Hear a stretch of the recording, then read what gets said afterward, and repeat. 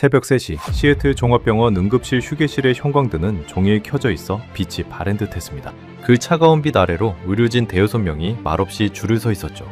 누구도 잡담하지 않았습니다. 다들 너무 지쳐서 입을 열 기운조차 없었으니까요.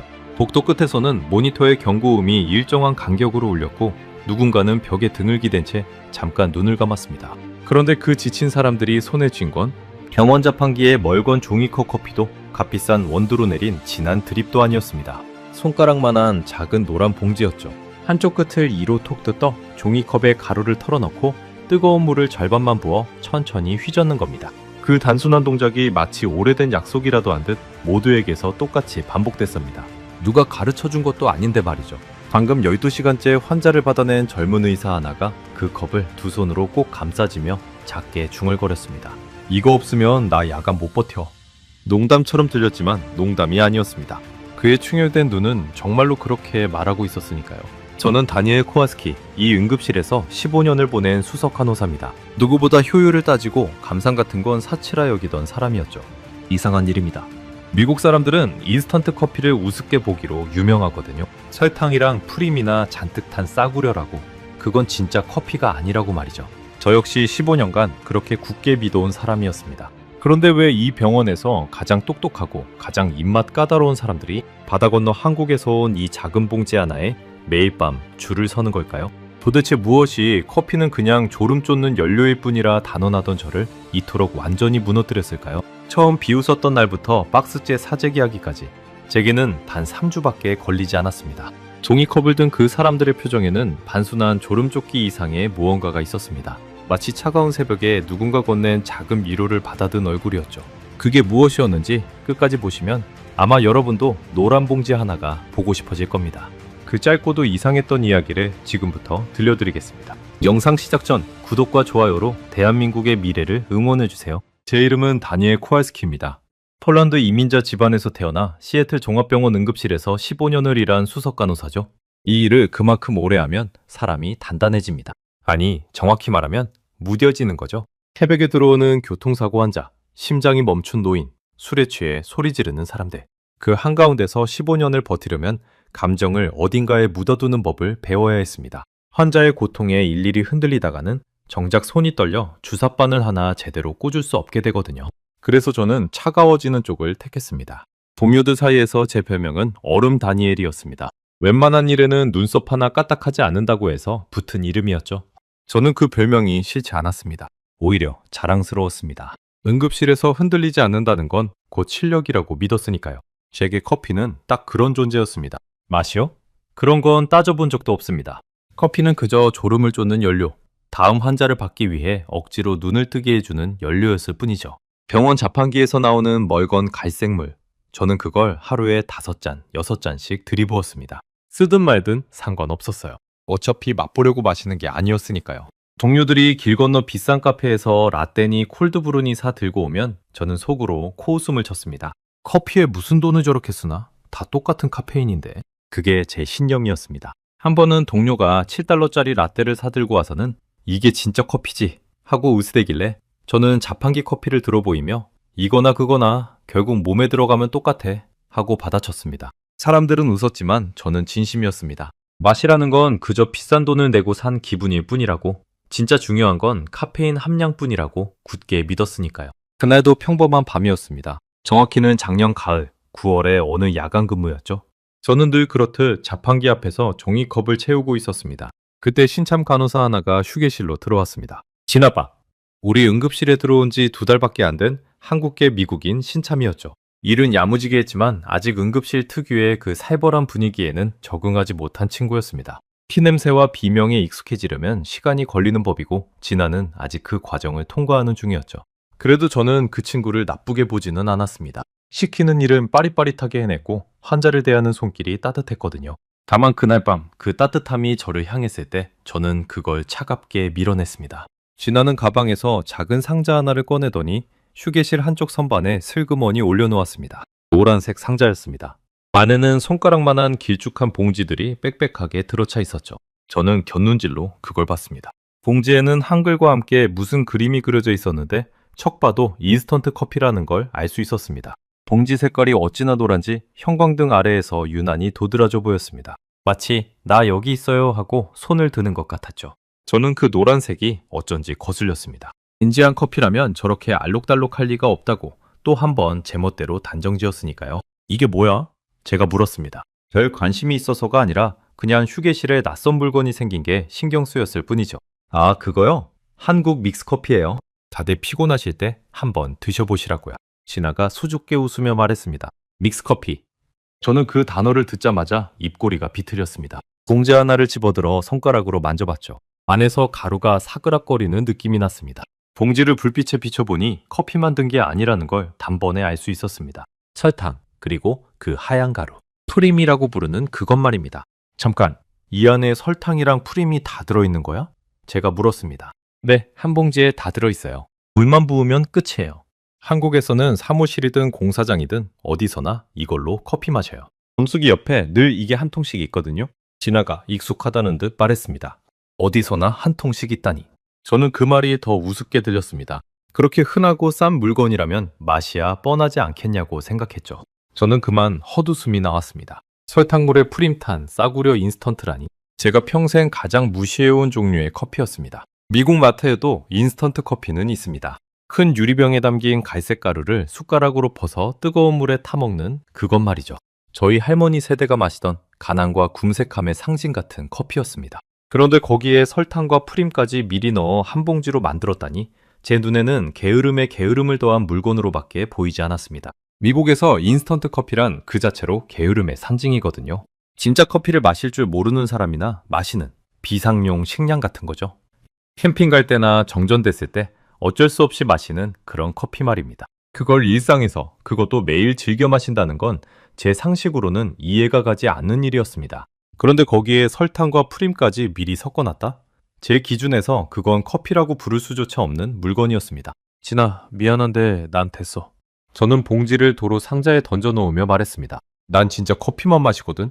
이런 단 거 말고? 제 말투에는 분명 가시가 있었습니다. 진아의 표정이 살짝 굳는 게 보였죠. 하지만 저는 신경 쓰지 않았습니다. 그저 사실을 말했을 뿐이라고 생각했으니까요. 진아는 잠깐 무언가 말하려는 듯 입을 열었다가 그냥 조용히 고개를 끄덕이고는 자기 자리로 돌아갔습니다. 그 작은 망설임이 무엇을 뜻하는지 그날의 저는 알아챌 만큼 섬세하지 못했습니다. 그날 밤이 끝나갈 무렵까지도 저는 그 봉지에 손끝 하나 대지 않았습니다. 제 자존심이 허락하지 않았거든요. 한번 싸구려라고 말해놓고 그걸 마시는 건 제 입으로 제 말을 뒤집는 일이었으니까요. 저는 한국이라는 나라에 아무런 관심도 없었습니다. 솔직히 말하면 한국이 어디 붙어 있는지도 대충만 알았죠. 텔레비전에서 한국 드라마가 인기라는 이야기는 들었지만 저랑은 상관없는 세상 이야기라고 여겼습니다. 그런 나라에서 온 싸구려 봉지 커피가 15년차 응급실 베테랑인 제 입맛을 바꿀 거라고는 그날의 저로서는 상상조차 할 수 없는 일이었습니다. 그날 밤 내내 저는 평소처럼 자판기 커피를 마셨습니다. 5잔쯤 마셨을 겁니다. 혀끝에 남는 그 쓰고 텁텁한 맛, 식어버리면 더 역해지는 그 맛. 하지만 저는 아무 불만이 없었습니다. 커피란 원래 그런 거니까요. 맛을 기대하는 것 자체가 사치라고 믿었으니까요. 그날 밤은 유난히 길게 느껴졌습니다. 자정을 넘기자 응급실은 잠시 고요해졌지만 그 고요함이 더 사람을 지치게 하더군요. 긴장이 풀리는 순간 온몸의 피로가 한꺼번에 몰려오거든요. 어깨가 돌처럼 굳고 눈꺼풀이 천근만근 무거워졌습니다. 새벽이 가까워질 무렵 환자가 잠시 뜸해진 사이에 저는 휴게실 의자에 몸을 묻고 잠깐 눈을 감았습니다. 선반 위에 그 노란 상자가 시야 한 구석에 들어왔습니다. 진아가 두고 간 그것 말입니다. 다른 동료 한 명이 슬그머니 다가가 봉지 하나를 뜯더니 종이컵에 가루를 붓고 정수기 물을 받아 휘젓는 게 보였습니다. 그가 한 모금 마시고는 작게 오 하는 소리를 냈습니다. 그건 억지로 낸 감탄이 아니었습니다. 무언가 예상치 못한 걸 맛봤을 때 사람 입에서 저절로 새어나오는 그런 소리였죠. 그가 종이컵을 내려다보며 고개를 갸웃하는 모습까지 저는 다 봤습니다. 저는 그 소리를 듣고도 코웃음을 쳤습니다. 의자에 기댄 채로 팔짱을 끼고 눈만 살짝 떠서 그 광경을 지켜봤죠. 어차피 단맛에 속는 거겠지. 설탕을 잔뜩 넣었으니 달게 느껴지는 게 당연하지. 저는 그렇게 단정지었습니다. 그 작은 봉지 안에 무엇이 들어있는지, 그게 왜 그토록 정확한 맛을 내는지 그날의 저는 알려고도 하지 않았습니다. 지금 와서 돌이켜보면 그날 밤에 저는 참 거만했습니다. 15년이라는 경력이 저를 단단하게 만든 게 아니라 새로운 것을 받아들이지 못하게 가둬버린 거였죠. 저는 제가 세상의 모든 커피를 다 안다고 믿었습니다. 진한 드립 커피만이 진짜고 나머지는 다 흉내일 뿐이라고요. 그 좁은 신념의 울타리 안에서 저는 스스로를 커피 전문가쯤으로 여기며 살았습니다. 하지만 진짜 전문가라면 먼저 맛부터 봤어야 했겠죠? 마셔보지도 않고 깎아내리는 건 전문가가 아니라 그냥 고직쟁이일 뿐이었는데 말입니다. 그날 근무를 마치고 집으로 돌아가는 길, 저는 그 노란 봉지를 까맣게 잊고 있었습니다. 운전대를 잡은 손에는 여전히 자판기 커피의 텁텁한 뒷맛이 남아있었지만 저는 그게 당연한 거라고 여겼습니다. 세상에 더 나은 한 잔이 있을 거라고는 꿈에도 생각하지 않았으니까요. 하지만 인생은 묘하게도 가장 자신만만한 순간에 가장 큰 반전을 준비해 두는 법이더군요. 그 노란 봉지가 제 손에 들어오기까지는 그날로부터 정확히 며칠이 더 필요했을 뿐입니다. 그리고 그 며칠 사이 우리 응급실에는 한 해 중 가장 혹독한 시기가 찾아오고 있었습니다. 그로부터 닷새 뒤 시애틀의 첫 한파가 들이닥쳤습니다. 그리고 그 한파와 함께 응급실의 진짜 지옥이 시작됐죠. 독감 시즌. 매년 겨울 우리를 괴롭히는 그 계절이 올해는 유난히 일찍 그리고 거세게 찾아왔습니다. 응급실에서 일하는 사람이라면 누구나 이 시기를 두려워합니다.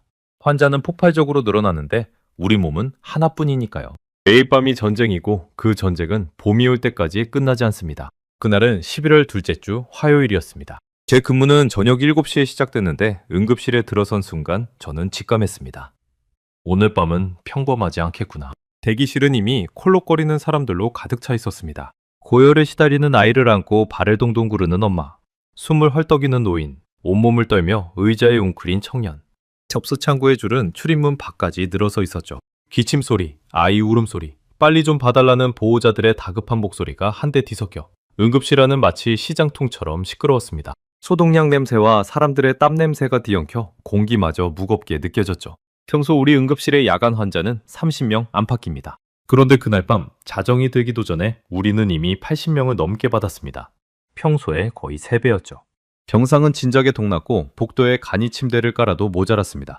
의료진은 저를 포함해 고작 7명. 일소는 그대로인데 환자만 3배가 되니 우리는 말 그대로 뛰어다녀야 했습니다. 한 명을 진정시키고 돌아서면 2명이 더 기다리고 있었고 그 2명을 처치하는 사이 5명이 새로 들어왔습니다. 끝이 보이지 않는 일이었죠. 누구 하나 불평할 새도 없이 다들 입을 꾹 다문 채 자기 몫을 해낼 뿐이었습니다. 저는 한 환자의 팔에 링거를 꽂고 곧바로 다음 환자에게 달려가 체온을 재고 또 그 다음 환자의 차트를 확인하느라 잠시도 멈출 수 없었습니다. 마스크 안쪽이 제 숨으로 축축하게 젖었습니다. 등줄기를 타고 땀이 흘러내리는 게 느껴졌죠. 11월의 추위 속인데도 저는 더워서 견딜 수가 없었습니다. 시간은 잔인하게 흘렀습니다. 새벽 1시, 2시, 3시. 환자의 행렬은 줄어들 기미가 보이지 않았습니다. 저는 그날 저녁부터 단 한 번도 제대로 앉아보지 못했습니다. 물 한 모금 마실 틈도 없었죠. 다리는 점점 무거워졌고 발바닥이 불에 닿은 것처럼 화끈거렸습니다. 손가락 끝이 가늘게 떨리기 시작했습니다. 저혈당이 오는 신호였죠. 너무 오래, 너무 무리하게 몸을 굴린 탓이었습니다. 입안은 바싹 말라 침이 끈적하게 들러붙었고 눈앞이 가끔씩 뿌옇게 흐려졌습니다. 15년을 일했어도 이런 밤은 손에 꼽을 만큼 가혹했습니다. 새벽 4시가 가까워진 무렵 저는 잠깐이라도 숨을 돌리지 않으면 제가 먼저 쓰러지겠다는 걸 깨달았습니다. 환자를 돌보다 제가 환자가 될 수는 없는 노릇이니까요. 저는 동료에게 잠깐 자리를 부탁하고 비틀거리며 휴게실로 향했습니다. 휴게실 문을 열고 들어선 순간 저는 멈칫했습니다. 평소라면 당연히 향했을 자판기가 그날따라 텅 비어 있었습니다. 종이컵을 뽑아 버튼을 눌렀지만 기계는 힘없는 소리만 내고 멈췄습니다. 품절, 작은 표시 등이 야속하게 깜빡였죠. 그날 밤 모두가 너무 많이 마셔댄 탓에 자판기 원료가 바닥난 겁니다. 저는 멍하니 자판기를 바라봤습니다. 동전을 넣고 다시 눌러도 빈 기계가 덜컹거리는 소리만 날 뿐이었죠. 하필 이런 날에 온몸은 카페인을 미친 듯이 갈구하는데 마실 게 없었습니다. 냉장고를 열어봤지만 누가 마시다만 음료수 캔 하나뿐. 그마저도 김이 다 빠진 콜라였죠. 저는 잠깐 그 자리에 멍하니 서 있었습니다. 머릿속이 안개처럼 흐릿했고 관자놀이가 욱신거렸습니다.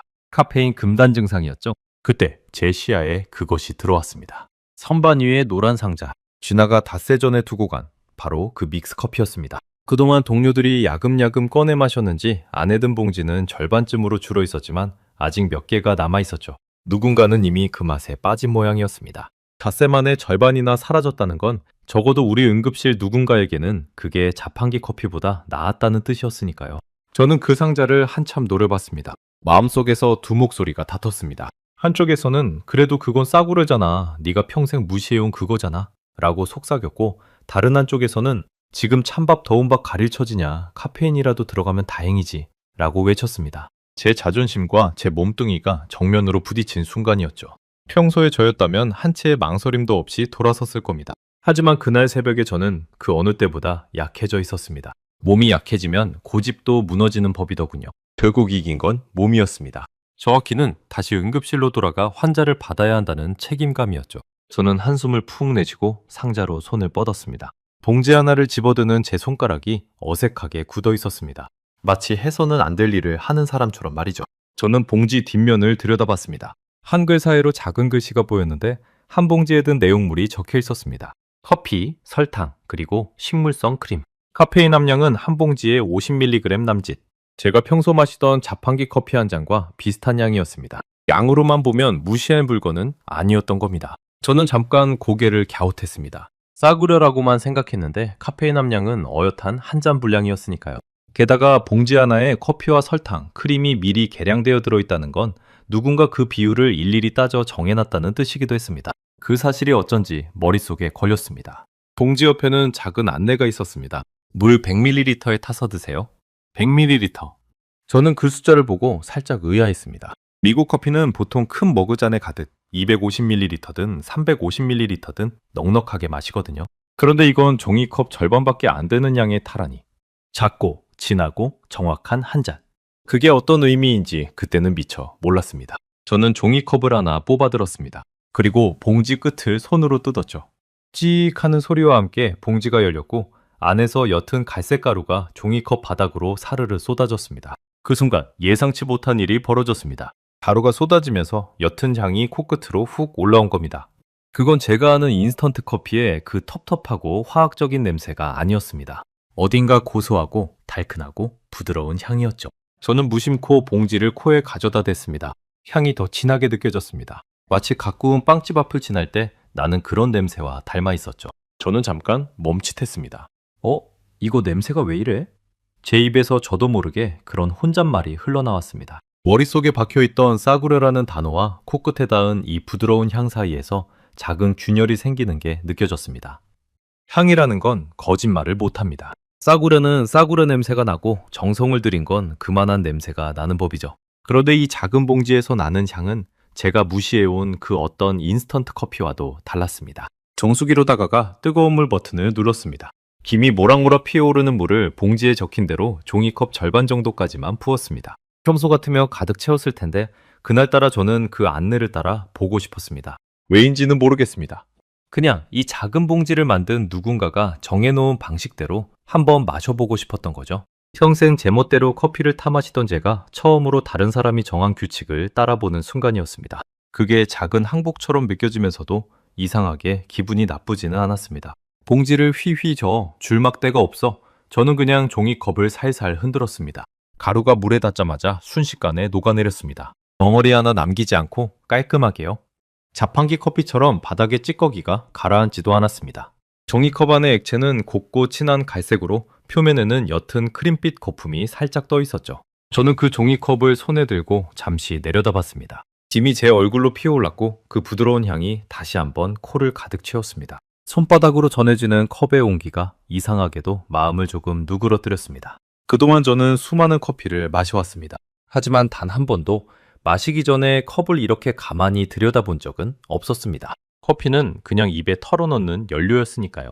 그런데 그날 새벽 저는 처음으로 한 잔의 커피를 바라보고 있었습니다. 손바닥을 타고 올라오는 따뜻한 온기, 코끝을 간지리는 고소한 향, 표면에 떠있는 부드러운 거품. 이 작은 종이컵 하나가 저를 잠시 멈춰 세웠다는 사실이 그 순간에는 꽤나 낯설게 느껴졌습니다. 저는 종이컵을 입가로 가져갔습니다. 향이 코를 스쳤고 따뜻한 김이 입술에 닿았습니다. 그리고 아주 천천히 첫 모금을 머금었습니다. 바로 그 순간 15년간 붓게 닫혀있던 제 입맛의 빗장이 소리 없이 풀리기 시작했습니다. 첫 모금이 혀에 닿는 순간 저는 그 자리에 얼어붙었습니다. 종이컵을 쥔 손이 허공에서 멈췄죠. 쓰지 않았습니다. 그게 가장 먼저 든 생각이었습니다. 제가 평생 마셔온 커피는 언제나 혀끝을 찌르는 쓴맛으로 시작됐거든요. 그래서 늘 미간을 찌푸리며 삼키곤 했죠. 그런데 이 한 모금은 달랐습니다. 따뜻한 액체가 혀 위에 머무는 동안 맛이 순서대로 펼쳐졌습니다. 처음엔 부드러운 크림의 고소함, 그 다음엔 은은한 단맛, 그리고 마지막에 커피 특유의 깊은 향이 코로 빠져나갔습니다. 마치 잘 짜인 음악처럼 맛이 한 박자씩 차례로 다가왔죠. 쓴맛은 어디에도 거슬리지 않았습니다. 커피의 향만 깊게 남았죠. 단맛은 사탕처럼 인위적으로 달지 않았습니다. 딱 마시기 좋을 만큼, 마치 누군가 제 입맛을 미리 알고 맞춰둔 것처럼 적당했죠. 크림은 우유보다 진하면서도 느끼하지 않았고 커피의 쓴맛을 부드럽게 감싸 안았습니다. 세 가지 맛이 따로 노는 게 아니라 하나의 완성된 맛으로 어우러져 있었습니다. 저는 무심코 한 모금을 더 마셨습니다. 그리고 또 한 모금. 어느새 종이컵 절반이 비어 있었습니다. 손바닥에 전해지던 온기가 목을 타고 가슴까지 내려갔습니다. 떨리던 손가락이 어느 순간 잠잠해진 걸 깨달았습니다. 카페인이 돈 것도 있었지만 그게 전부는 아니었습니다. 무언가 따뜻한 것이 몸 안으로 들어와 곤두서 있던 신경을 가만히 쓸어내리는 느낌이었죠. 16시간을 쉬지 않고 달려온 몸이 그제야 처음으로 잠깐 쉬어도 괜찮다고 말하는 것 같았습니다.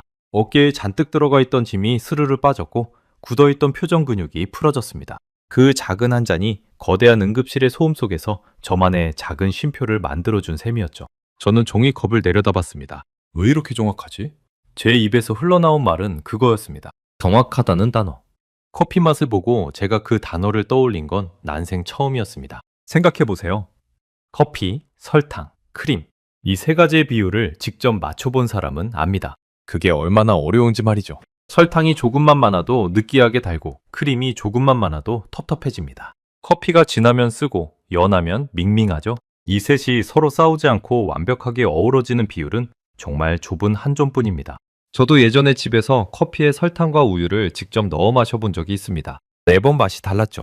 어떤 날은 너무 달고 어떤 날은 너무 밍밍하고 같은 손으로 타도 그 비율을 일정하게 맞추는 게 그렇게 어려웠습니다. 그런데 이 작은 봉지는 그 한 점을 정확히 맞춰 놓았던 겁니다. 누가 마셔도 어떤 컵에 타도 늘 똑같은 그 맛이 나오도록 말이죠. 저는 천천히 종이컵을 비우며 한 가지 사실을 곱씹었습니다. 이 맛은 우연이 아니라는 것을요. 우연히 맛있게 된 게 아니라 누군가 의도해서 이렇게 만든 거였습니다.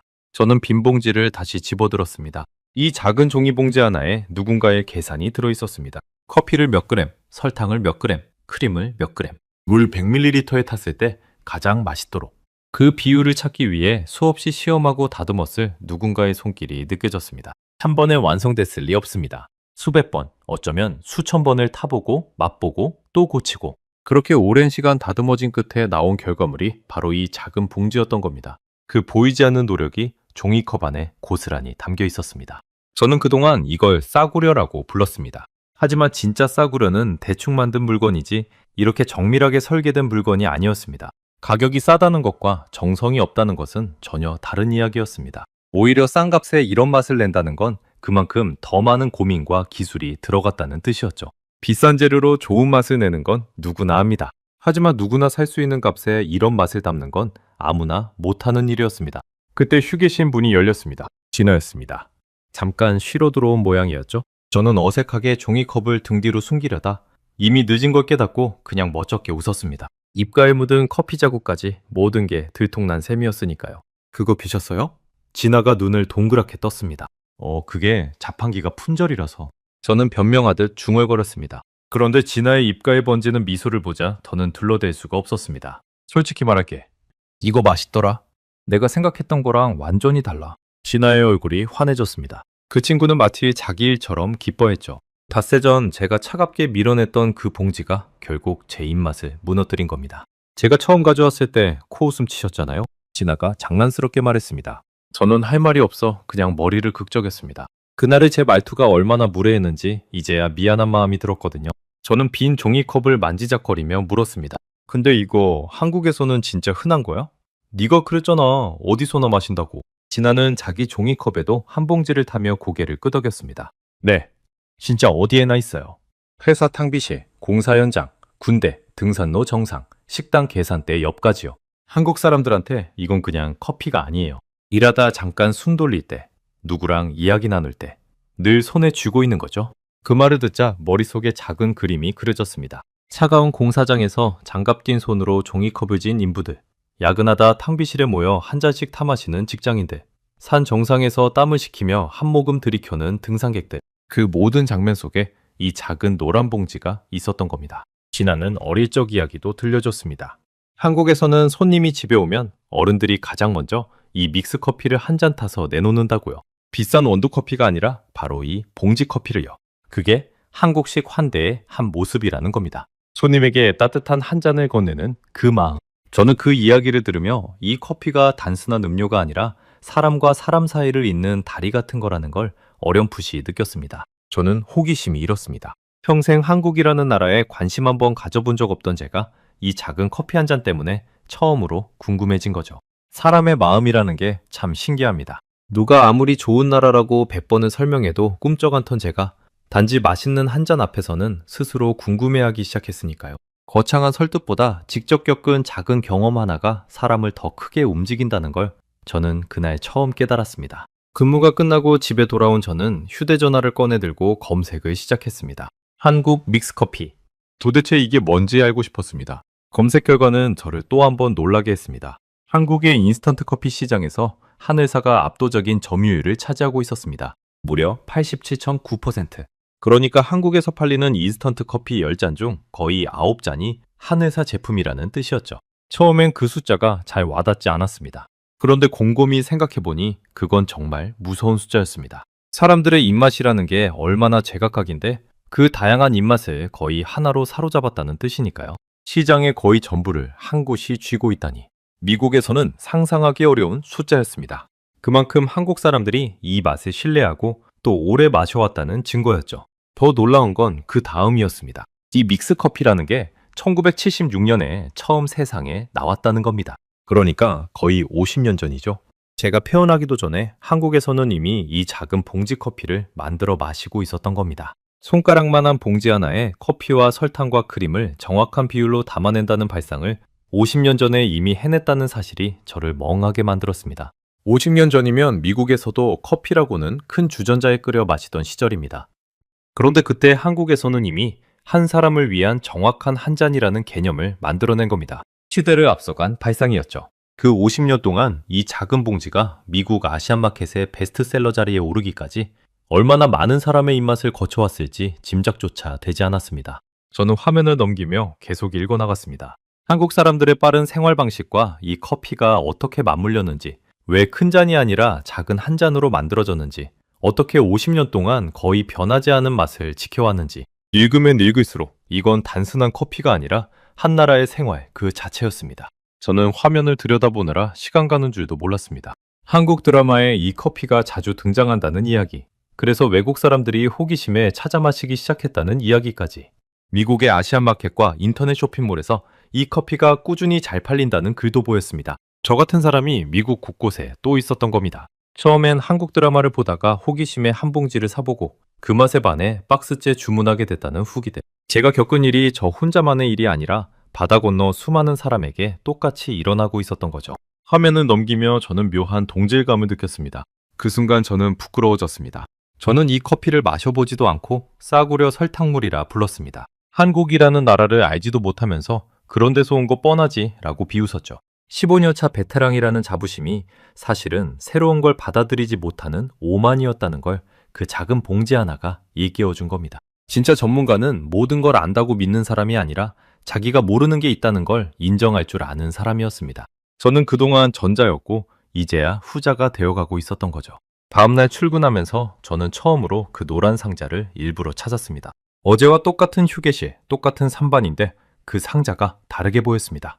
저는 봉지 하나를 꺼내들고 이번에는 망설임 없이 종이컵에 털어넣었습니다.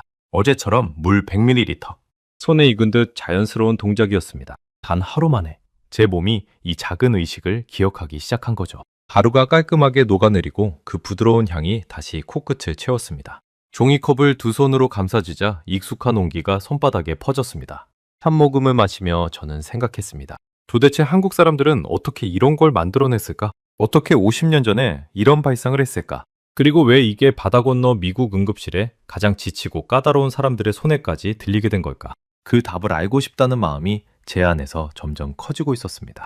그동안 제 세계는 응급실 안에서 멈춰 있었습니다. 환자와 차트, 그리고 자판기 커피. 그게 전부였죠. 그런데 이 작은 봉지가 그 좁은 세계에 작은 창문을 하나 뚫어준 것 같았습니다. 그 창문 너머로 한 번도 가본 적 없는 나라의 풍경이 보이기 시작한 거죠. 그날 이후로 저는 알게 됐습니다. 이 작은 봉지 안에 담긴 게 단순한 커피가루가 아니라는 것.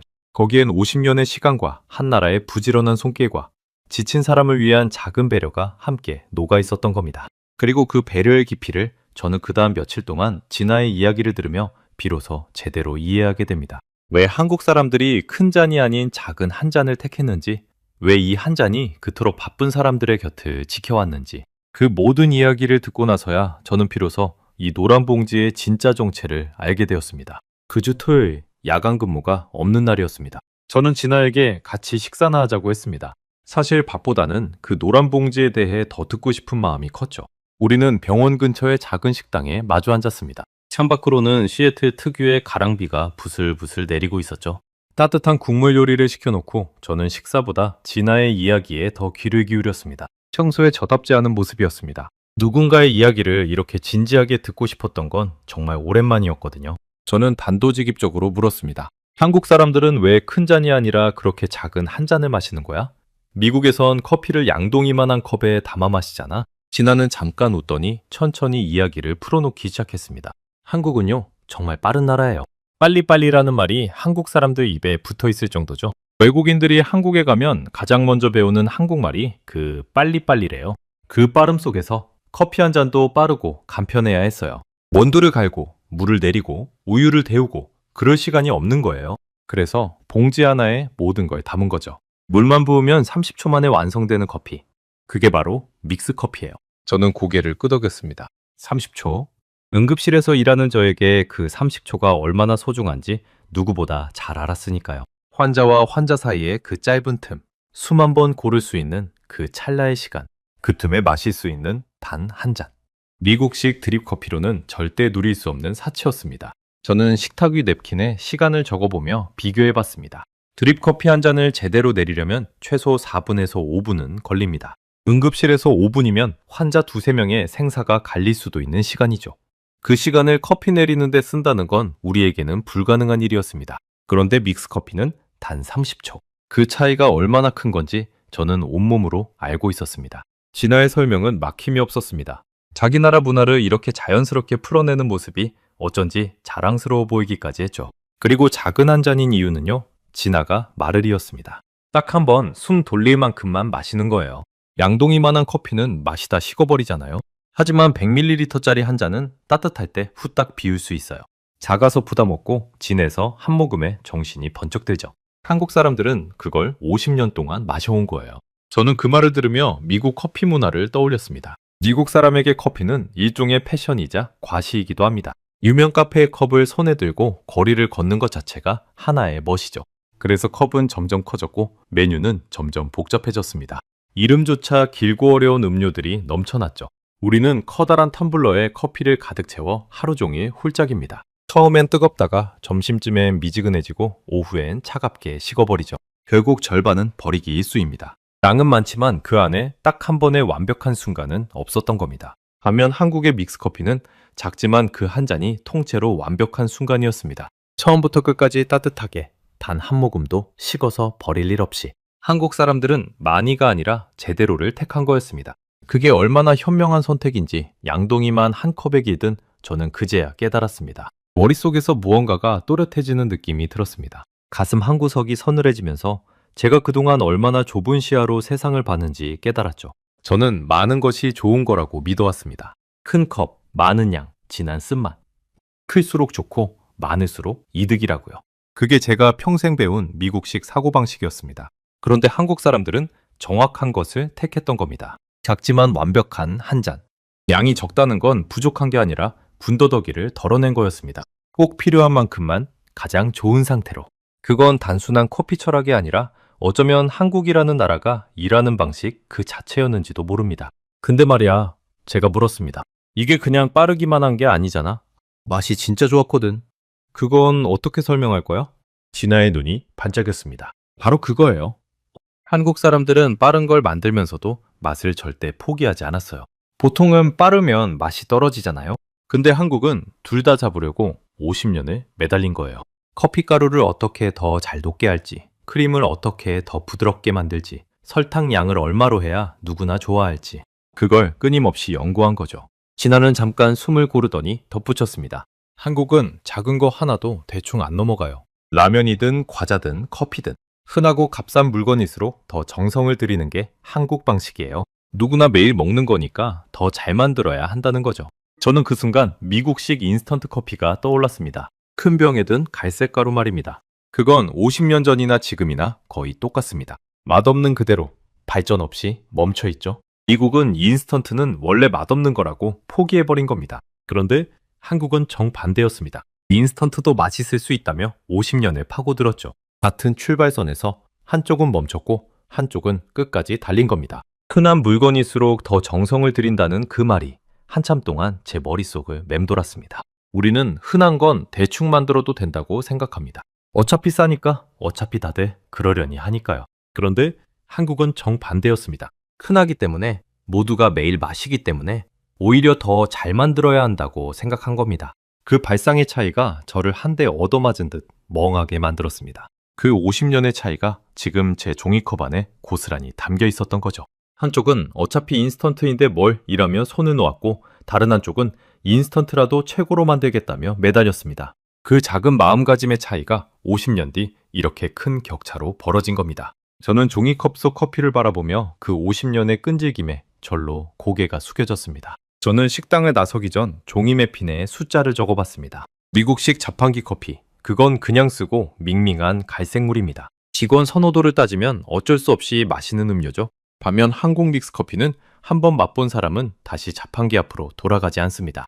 실제로 우리 응급실이 그랬으니까요. 노란 봉지가 들어온 뒤로 자판기 커피를 찾는 사람이 눈에 띄게 줄었습니다. 처음 진아가 한 통을 두고 갔을 때 우리 야간 근무조의 믹스커피 소비량은 그야말로 0이었습니다. 아무도 손대지 않았으니까요.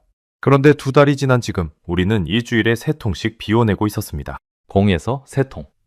그 변화가 무엇을 뜻하는지는 굳이 설명할 필요도 없었죠. 한번 맛본 사람은 결코 예전으로 돌아가지 않았던 겁니다. 식당에서 나오는 길, 진아가 한마디 덧붙였습니다. 그 말이 제 가슴에 콕 박혔습니다. 딴 곡에선 이 한 잔이요. 병원이든 사무실이든 지친 사람 곁엔 늘 있었어요. 힘들 때 누군가 말없이 타서 건네주는 것. 그게 한국식 위로예요. 지친 사람 곁에 늘 있었다. 저는 그 말을 마음속으로 몇 번이나 곱씹었습니다. 한국에서는 누군가 힘들어 보이면 말없이 믹스커피 한 잔을 타서 손에 쥐어준다고 합니다. 위로의 말이 서툰 사람도 커피 한 잔으로는 마음을 전할 수 있는 거죠. 그러고 보니 우리 응급실이 딱 그랬습니다. 새벽 3시 모두가 녹초가 된 그 시간에 누군가 말없이 노란 봉지를 뜯어 옆 사람에게 건넸습니다. 이거 마시고 힘내 라는 말 대신 따뜻한 종이컵 하나를 슬쩍 밀어주는 거죠. 그게 우리 응급실의 새로운 풍경이 되어 있었습니다. 한 사람이 시작한 작은 습관이 어느새 응급실 전체로 번져나간 겁니다. 간호사 한 명에서 시작해 옆자리 동료에게 그리고 응급실 전체로. 처음엔 진아 혼자였던 것이 이제는 우리 모두의 것이 되어 있었습니다. 그날 밤 집에 돌아온 저는 좀처럼 잠을 이루지 못했습니다. 천장을 멍하니 바라보는데 자꾸 그 작은 봉지가 눈앞에 어른거렸습니다. 심장이 평소보다 조금 빠르게 뛰는 게 느껴졌죠. 흥분이라고 해야 할까요? 15년간 굳어있던 제 생각이 통째로 뒤집히는 경험이었으니까요. 창밖에 내리던 비가 어느새 그쳐 있었고 거리의 가로등 불빛이 젖은 길 위에 길게 번졌습니다. 저는 그 풍경을 바라보며 그동안 제가 놓치고 살았던 게 무엇인지 곰곰이 생각했습니다. 저는 그동안 효율만이 전부라고 믿었습니다. 빠르고 싸고 기능만 하면 된다고요. 감정인이 배려니 하는 건 일에 방해만 된다고 여겼죠. 응급실에서는 차가운 게 미덕이라고 따뜻함은 약점이라고 믿어왔습니다. 그래서 얼음 다니엘이라는 별명을 자랑스러워했고요. 차갑고 단단한 것, 그게 강한 거라고 믿었습니다. 그런데 이 작은 봉지는 효율과 배려가 함께 갈 수 있다는 걸 보여줬습니다. 30초 만에 완성되는 빠름 속에 지친 사람을 위한 따뜻함이 함께 담겨 있었던 겁니다. 빠름과 따뜻함은 서로 반대말이 아니었습니다. 한국은 그 둘을 한 봉지 안에 나란히 담아낸 거죠. 어쩌면 진짜 강한 건 차가운 게 아니라 따뜻하면서도 빠른 것이었는지도 모릅니다. 다음날 새벽, 저는 응급실에서 한 장면을 목격했습니다. 그 장면이 그날 밤의 클라이맥스였죠. 신참 간호사 하나가 너무 지쳐 휴게실 구석에서 울먹이고 있었습니다. 첫 독감 시즌을 견디기가 버거웠던 모양입니다. 그날 밤 그 친구가 돌보던 노인 환자 한 분이 끝내 회복하지 못하고 세상을 떠났거든요. 처음 겪는 죽음 앞에서 신참은 무너져 있었습니다. 응급실에서 일하다 보면 누구나 한 번은 거쳐야 하는 통과 의례 같은 거지만 막상 처음 겪으면 그 무게가 감당하기 힘든 법이죠. 그때 평소 무뚝뚝하기로 소문난 전문의 마커스가 다가갔습니다. 그는 아무 말 없이 노란 봉지 하나를 뜯어 따뜻한 물을 붓고 종이컵을 그 친구에게 내밀었습니다. 평소에 마커스라면 정신 차려, 응급실은 원래 이런 곳이야 라고 차갑게 말했을 겁니다. 그런데 그날은 달랐습니다. 그는 그저 따뜻한 종이컵 하나를 내밀 뿐이었죠. 마셔. 이거 마시면 좀 나아져. 마커스의 그 한마디에 울먹이던 신참이 종이컵을 받아들었습니다. 두 손으로 컵을 감싸쥐고 한 모금을 마시더니 떨리던 어깨가 조금씩 가라앉았습니다. 김이 모락모락 피어오르는 종이컵을 입에 대고 신참은 천천히 호흡을 골랐습니다. 마치 그 따뜻함이 무너진 마음을 한 조각씩 도로 붙여주는 것 같았죠. 그리고 작게 감사합니다 라고 말했습니다. 그 한마디에는 단순한 인사 이상의 무언가가 담겨 있었습니다. 저는 그 광경을 멀리서 지켜보며 목이 메는 걸 느꼈습니다. 코끝이 시큰해지고 손등으로 슬쩍 눈가를 훔쳐야 했죠. 15년간 응급실에서 별의별 일을 다 봤지만 그렇게 작은 장면에 마음이 흔들린 건 처음이었습니다. 그건 커피 한 잔이 아니었습니다. 너 혼자가 아니야 라는 말없는 위로였습니다. 저는 그제야 알았습니다. 진아가 말한 한국식 위로가 무엇인지를요. 그건 말로 설명하기 어려운 직접 받아봐야만 아는 종류의 따뜻함이었습니다. 거창한 약도 아니고 비싼 선물도 아닙니다. 그저 가장 지친 순간에 말없이 건네는 따뜻한 한 잔. 그 작은 다정함이 무너지려는 사람을 다시 일으켜 세우는 겁니다. 약은 몸을 고치지만 이 한 잔은 마음을 고쳤습니다. 그리고 응급실에서 일하다 보면 때로는 마음이 무너지는 게 몸이 무너지는 것보다 더 위험하다는 걸 저는 압니다. 그 위험한 순간에 노란 봉지 하나가 든든한 버팀목이 되어주고 있었던 거죠. 그날 마커스가 제게 다가와 말했습니다. 코알스키, 너도 이제 이거 마시지? 나도 처음엔 안 믿었는데 이거 없으면 야간 근무 못 버텨. 진심이야. 그 작은 봉지가 사람을 살리더라. 늘 까칠하던 마커스의 입에서 나온 그 말이 저는 어쩐지 웃기면서도 뭉클했습니다. 응급실에서 가장 회의적이던 그가 가장 먼저 단골이 되어 있었으니까요. 처음엔 인스턴트 따위라며 거들떠보지도 않던 사람이 말입니다. 한 사람의 마음을 바꾸는 데는 긴 설득도 거창한 논리도 필요 없었습니다. 그저 가장 지친 순간에 마신 따뜻한 한 잔이면 충분했던 겁니다. 응급실 전체가 변하고 있었습니다. 노란 봉지 하나가 살벌하던 우리 사이에 작은 온기를 만들어내고 있었던 겁니다. 그리고 그 변화의 한가운데에서 저는 처음으로 제 15년 경력을 부끄러워하지 않게 됐습니다. 새로운 걸 받아들이는 게 부끄러운 일이 아니라 오히려 용기라는 걸 그제야 배웠으니까요. 한국이라는 작은 나라가 만든 작은 봉지 하나가 미국 응급실의 살벌한 공기를 바꾸고 무뚝뚝한 의사의 마음을 열고 무너진 신참을 다시 일으켜 세웠습니다. 그게 거창한 첨단 기술 때문이었을까요? 아닙니다. 그저 지친 사람을 생각하는 마음이 그 작은 봉지 안에 담겨 있었기 때문이었습니다. 저는 그 사실에 가슴이 먹먹해졌습니다. 저는 그날 근무를 마치고 길 건너 마트로 향했습니다. 더는 휴게실의 공짜 봉지에 기댈 수가 없었거든요. 제 손으로 한 통을 사서 동료들에게 나눠주고 싶었습니다. 한 달 전이라면 상상도 못할 일이었죠. 평생 인스턴트 커피를 비웃던 제가 제 발로 그걸 사러 가다니. 인생이 참 알 수 없는 거라는 생각에 혼자 피식 웃음이 났습니다. 그런데 마트에 도착한 저는 또 한 번 놀라운 광경을 마주하게 됩니다. 그 광경은 제 예상을 한참 뛰어넘는 것이었습니다. 마트 문을 열고 들어선 순간 저는 걸음을 멈췄습니다. 커피 진열대 앞에 사람들이 몰려 있었거든요. 평일 오후인데도 말이죠. 그리고 그 사람들이 손에 들고 있던 건 다름 아닌 제가 사러 온 그 노란 봉지 커피였습니다. 진열대로 다가가 보니 다른 커피들은 멀쩡히 쌓여 있는데 유독 그 노란 상자만 텅 비어 있었습니다. 커피 코너에는 이름난 미국 브랜드의 커피들이 그득그득 쌓여 있었습니다. 비싼 원두, 화려한 포장의 캡슐 커피, 큰 병에 든 인스턴트 커피까지. 그런데 사람들의 손은 그 화려한 제품들을 지나쳐 구석에 놓인 작고 노란 한국 봉지 커피로 향했습니다. 마지막 남은 두 통을 두고 한 중년 여성과 젊은 남자가 서로 양보하는 모습까지 보였죠.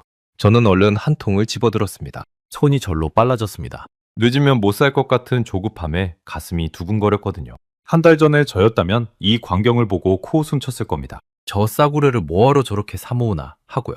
그런데 지금의 저는 그 줄에 함께 서 있었습니다. 계산대로 가니 매니저로 보이는 직원이 빈 진열대를 채우느라 분주했습니다. 저는 그분에게 슬쩍 물었습니다. 이 커피 원래 이렇게 잘 팔려요? 매니저는 고개를 절레절레 흔들며 답했습니다. 말도 마세요. 요즘 들어오는 족족 사라져요. 특히 길 건너 병원분들이 박스째 쓸어 가서 진열대를 채울 수가 없어요. 그분 이름표에는 헬렌이라고 적혀 있었습니다. 병원분들이 박스째. 저는 그 말에 피식 웃음이 났습니다. 바로 우리 응급실 사람들이었으니까요. 한 명이 시작한 작은 습관이 어느새 마트의 재고를 바닥낼 만큼 커져버린 겁니다. 헬렌은 한숨을 쉬며 덧붙였습니다. 본사의 주문을 2배로 늘려달라고 했는데도 모자라요. 이런 커피는 처음 봐요. 미국 마트에서 한국 봉지 커피가 없어서 못 판다니 몇 달 전이라면 농담으로도 안 믿었을 이야기였습니다. 그런데 그게 제 눈앞에서 벌어지고 있었습니다. 저는 한 통을 사들고 마트를 나섰습니다. 봉투 안에서 달그락거리는 그 소리가 어쩐지 든든하게 느껴졌습니다. 마치 귀한 보물이라도 손에 넣은 기분이었죠. 집으로 가는 길 내내 저는 지난 한 달을 천천히 되돌아봤습니다. 차천 밖으로 스쳐가는 시애틀의 거리를 바라보며 저는 제가 얼마나 달라졌는지 새삼 실감했습니다. 불과 한 달 전 저는 이 커피를 설탕물 탄 싸구려라고 불렀습니다. 지나가 내민 호의를 차갑게 밀어냈고 한국이라는 나라를 무시했죠. 그런데 지금 저는 그 커피를 사기 위해 마트에서 줄을 서고 동료들과 나눠 마실 생각에 마음이 들떠 있었습니다. 사람이 이렇게까지 바뀔 수 있구나. 그 사실이 스스로도 신기했습니다. 바뀐 건 커피에 대한 입맛만이 아니었습니다. 세상을 보는 제 눈 자체가 달라져 있었죠. 낯선 것을 무조건 깎아내리던 제가 이제는 모르는 것 앞에서 먼저 궁금해하는 사람이 되어 있었습니다. 그 변화의 시작이 고작 손가락만한 노란 봉지 하나였다는 게 믿기지 않았습니다. 가장 작은 것이 가장 큰 변화를 만든다는 말을 저는 그제야 온몸으로 이해했습니다. 그날 저녁 저는 집 주방에서 처음으로 제 손으로 믹스커피를 탔습니다. 혼자 사는 제 집 주방은 늘 횡했습니다. 요리라고는 거의 안 하고 커피도 출근길에 사 마시던 곳이었죠. 그런 주방에서 처음으로 무언가를 정성껏 만든 셈입니다. 병원이 아닌 제 집에서요. 머그잔을 꺼내려다 문득 멈칫했습니다. 그리고 작은 컵을 골랐습니다. 큰 잔에 가득 채우는 미국식 습관 대신 한국식으로 작고 진한 한 잔을 만들고 싶었거든요. 봉지를 뜯어 가루를 붓고 뜨거운 물을 딱 100ml만 부었습니다. 천천히 저으니 그 익숙한 양이 주방을 가득 채웠습니다. 저는 그 작은 컵을 들고 거실 창가에 앉았습니다. 창밖으로 시애틀의 밤바다가 멀리 보였죠. 항구의 불빛들이 검은 물 위에서 잔잔하게 흔들리고 있었습니다. 평소라면 그냥 지나쳤을 풍경인데 그날따라 유난히 아름답게 보였습니다. 한 모금을 머금자. 응급실에서 마실 때와는 또 다른 느낌이 들었습니다. 조용한 집에서 아무도 부르지 않는 그 시간에 저는 처음으로 커피 한 잔의 맛을 온전히 음미했습니다. 15년간 연료로만 마셔온 커피가 그날 처음으로 쉼이 되어준 겁니다. 혀끝에 닿는 부드러운 단맛, 코끝을 채우는 고소한 향, 손바닥에 퍼지는 따뜻한 온기. 그 모든 감각이 한데 어우러지며 저는 오랜만에 제 자신이 살아있다는 걸 느꼈습니다. 일에 치여 무뎌졌던 감각들이 그 작은 한 잔 앞에서 하나씩 깨어나는 것 같았죠. 그 순간 저는 깨달았습니다. 제가 그동안 잃어버리고 살았던 게 바로 이거였구나. 잠깐 멈춰서 한 모금을 음미하는 시간. 바쁘다는 핑계로 저는 제 인생에서 그 작은 쉼표들을 다 지워버렸던 겁니다. 그런데 바다 건너 한국에서 온 이 작은 봉지가 그 쉼표를 제게 다시 돌려준 거죠. 돈으로도 시간으로도 사지 못했던 그 작은 여유를 단돈 몇백 원짜리 커피 한 봉지가 선물해 준 겁니다. 값으로 매길 수 없는 것이 가장 값싼 물건 안에 들어있었다는 게 참 묘했습니다. 다음날 저는 그 한 통을 들고 출근했습니다. 휴게실 선반에 올려놓으니 동료들이 반가워했습니다. 동료들이 "오, 다니엘이 웬일이야?" 하며 놀렸습니다. 마커스가 다가와 어깨를 툭 쳤죠. "이제 네가 사오기까지 하네?" 세상 참 많이 변했다. 저는 멋쩍게 웃으며 답했습니다. 진아한테 진 빚을 갚는 거야. 그날 저는 진아를 따로 불렀습니다. 한 달 전 제가 그 친구의 호의를 얼마나 무례하게 밀어냈는지 사과하고 싶었거든요. 진아, 그때 미안했어. 네가 좋은 마음으로 가져온 걸 내가 무시했잖아. 사실 그게 계속 마음에 걸렸어. 진아는 잠깐 놀란 표정을 짓더니 환하게 웃었습니다. 괜찮아요. 사실 저도 그때 좀 속상했는데 지금 이렇게 좋아해 주시니까 그걸로 충분해요. 그 말을 듣는데 가슴 한쪽이 따뜻하게 차오르는 게 느껴졌습니다. 응급실에서 15년을 일하며 잃어버린 줄 알았던 어떤 감정이 그 작은 커피 한 잔을 통해 다시 살아난 것 같았죠. 동료에게 진심으로 미안해하고 또 그 미안함을 입 밖으로 꺼내는 일. 무뚝뚝한 척하며 묻어두었던 그 감정을 저는 오랜만에 솔직하게 드러낼 수 있었습니다. 마음이 한결 가벼워지는 게 느껴졌습니다. 저는 진아에게 물었습니다. 근데 너는 어쩌다 이걸 응급실에 가져올 생각을 한 거야? 진아는 잠깐 생각하더니 답했습니다. 제 할머니가 한국에서 간호사셨거든요. 할머니가 늘 그러셨어요. 환자를 돌보는 사람이 먼저 무너지면 안 된다고. 그래서 힘들 때마다 따뜻한 커피 한 잔 마시고 다시 일어서라고요. 저 응급실 처음 왔을 때 너무 무서웠는데 할머니 생각이 나서 이걸 가져온 거예요. 다들 힘내시라고. 할머니가 일하시던 한국병원 탕비실에도 늘 이 노란 봉지가 한 통씩 있었대요. 밤새 환자 보던 간호사들이 새벽에 모여서 한 잔씩 나눠 마셨다고요. 그게 그렇게 큰 위로가 됐다고 하셨어요? 그 이야기를 듣는데 저는 한동안 말을 잇지 못했습니다. 이 작은 봉지 하나에 그런 사연이 담겨 있을 줄은 몰랐으니까요. 바다 건너 한국의 한 할머니 간호사가 손녀에게 물려준 마음이 한 세대를 건너뛰고 태평양을 가로질러 지금 시애틀 응급실에 우리 모두를 따뜻하게 데우고 있었던 겁니다. 시간과 거리를 모두 뛰어넘은 그 마음 앞에서 저는 잠시 숙연해졌습니다. 커피는 그저 매개일 뿐 진짜 전해진 건 지친 사람을 일으켜 세우려는 마음이었습니다. 그 마음은 국적도 언어도 가리지 않았습니다. 한국말을 한마디도 모르는 저에게도 그 따뜻함은 고스란히 전해졌으니까요. 어쩌면 진짜 좋은 것은 설명이 필요 없는 법인지도 모릅니다. 그저 한 모금이면 말보다 더 분명하게 마음이 전해지니까요. 그날 이후로 저는 조금씩 변해갔습니다. 환자를 대하는 제 손길이 한결 부드러워졌고 동료들에게 건네는 말 한마디가 조금 더 따뜻해졌습니다.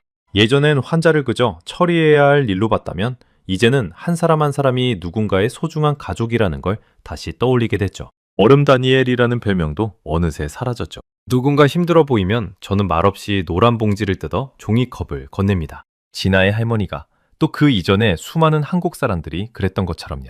신기한 건 그렇게 남을 챙기다 보니 제 마음도 함께 따뜻해진다는 거였습니다. 따뜻한 한 잔을 건네는 사람도 받는 사람만큼이나 위로를 받는다는 걸 저는 그제야 알았습니다. 응급실은 여전히 바쁘고 고단합니다. 독감 시즌은 아직 끝나지 않았고 새벽마다 환자는 밀려듭니다. 하지만 이제 우리에겐 그 작은 위로가 있습니다. 가장 지친 순간 누군가 슬쩍 건네는 따뜻한 한 잔. 그거 하나로 우리는 다시 한 시간에 또 한 시간을 버텨냅니다. 거창한 응원도 긴 격려의 말도 필요 없습니다.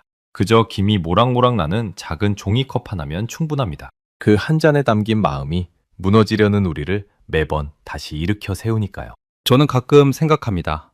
한국 사람들은 알까요? 자기네가 50년 동안 무심히 마셔온 그 작은 봉지 커피가 바다 건너 미국 응급실의 의료진을 이렇게 버티게 해주고 있다는 것. 자기네에겐 너무 당연하고 흔한 그 한 잔이 누군가에겐 하루를 버티는 힘이 되고 있다는 걸 말이죠. 한국 사람들에게 이 커피는 그냥 믹스 커피일 뿐이겠죠. 특별할 것 하나 없는 매일 마시는 흔한 음료. 하지만 그 흔함 속에는 50년 동안 쌓여온 한국 사람들의 부지런함과 다정함이 고스란히 녹아 있었습니다. 커피를 다 마시고 빈 컵을 내려다보며 저는 한 가지를 더 생각했습니다. 어쩌면 그게 한국이라는 나라의 진짜 힘인지도 모르겠습니다. 거창하게 내세우지 않아도 작은 것 하나에도 정성을 다하는 마음. 그 마음이 결국 국경을 넘어 한 번도 만난 적 없는 사람들의 지친 하루를 데워주는 거니까요. 화려한 광고도 요란한 선전도 없었습니다. 그저 묵묵히 좋은 것을 만들어 왔을 뿐이죠. 그런데 그 묵묵함이 입소문을 타고 바다를 건너 이렇게 멀리까지 닿은 겁니다. 저는 이제 압니다. 진짜 위로는 거창한 데서 오지 않는다는 걸. 그건 가장 작고 가장 흔하고 가장 따뜻한 것에서 옵니다. 손가락만한 노란 봉지 하나처럼 말이죠. 그리고 그 진리를 한국 사람들은 이미 50년 전부터 알고 있었던 겁니다. 거창한 약이나 비싼 선물이 아니라 지친 사람 곁에 슬쩍 놓아주는 따뜻한 한 잔. 그 단순한 다정함이야말로 사람을 가장 깊이 움직인다는 것을요. 저는 그 깨달음을 평생 잊지 못할 겁니다. 그로부터 반년이 흘렀습니다. 시애틀에도 봄이 지나 여름이 찾아왔죠. 길고 혹독했던 독감 시즌은 어느새 끝났고 응급실의 새벽은 예전만큼 살벌하지 않습니다. 창밖으로 들어오는 햇살이 한결 따뜻해졌고 대기실의 기침 소리도 잦아들었습니다. 한 계절을 함께 버텨낸 우리 의료진의 얼굴에는 묘한 동지애 같은 것이 생겼죠. 하지만 한 가지는 변하지 않았습니다. 우리 휴게실 선반 위에는 여전히 노란 봉지가 한 통씩 채워져 있다는 거죠. 처음 지나가 슬그머니 두고 갔던 그 자리 그대로. 이제는 누가 시키지 않아도 늘 한 통이 놓여 있습니다. 그게 우리 응급실의 당연한 풍경이 됐습니다. 새벽에 지친 누군가가 손을 뻗으면 언제든 따뜻한 한 잔이 그 자리에 있는 거죠. 이제 그 봉지를 채우는 사람은 진아 혼자가 아닙니다. 돌아가며 누군가 사옵니다. 마커스가 사오기도 하고 제가 사오기도 하고요. 떨어지면 누가 먼저랄 것도 없이 길 건너 마트로 향합니다.